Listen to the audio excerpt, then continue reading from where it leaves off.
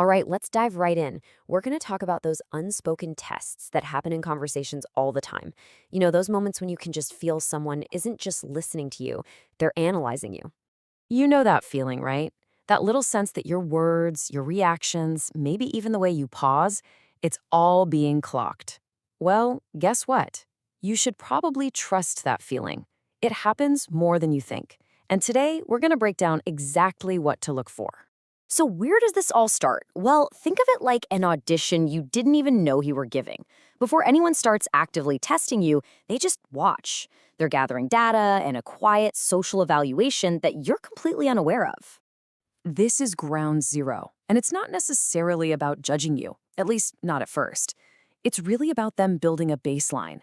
They want to see who you are when you think no one's paying super close attention. This initial info, it becomes the foundation for everything else that comes after. So what's in their toolkit?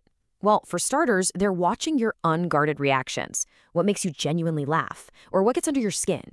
They're also paying close attention to how you treat other people, like a server in a restaurant or someone asking for directions. But the big one? They're looking for patterns. See, one action doesn't mean a whole lot, but how you consistently behave over time, that tells a story. And this quote just hits the nail on the head, doesn't it?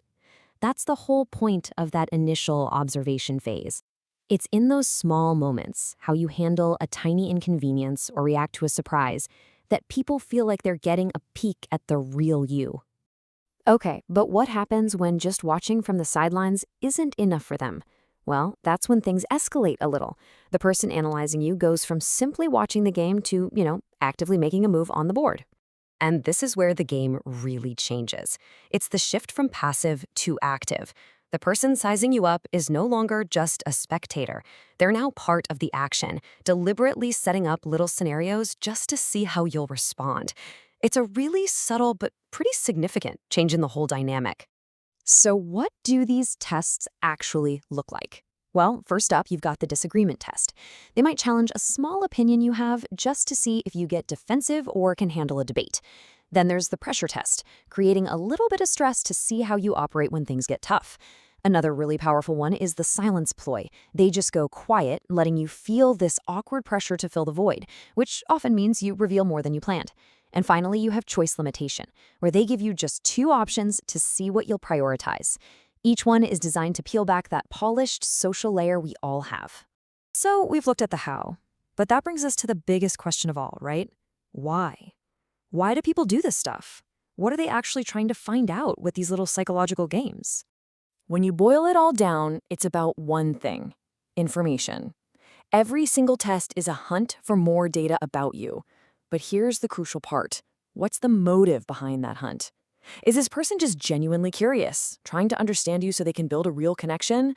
Or is it more of a strategic calculation, trying to figure out your weaknesses for their own benefit? And the difference in motive is absolutely everything. Genuine curiosity, it feels like connection. They'll share things about themselves, ask about your life, and they listen because they actually want to understand you. Strategic testing, on the other hand, it feels more like an interrogation. They'll ask tricky questions, maybe create pressure to see where you break, and they use that silence as a tool to get an advantage. The actions can look similar, but the intent behind them is worlds apart.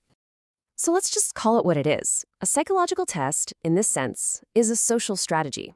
Whether someone does it consciously or not, it's a way to gather hidden information about your true character, how resilient you are under pressure, and ultimately, how compatible you are with them.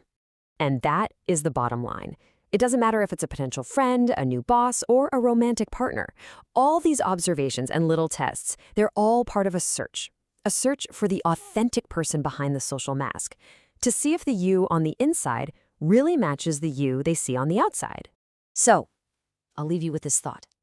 Now that you know the playbook, think about your own conversations.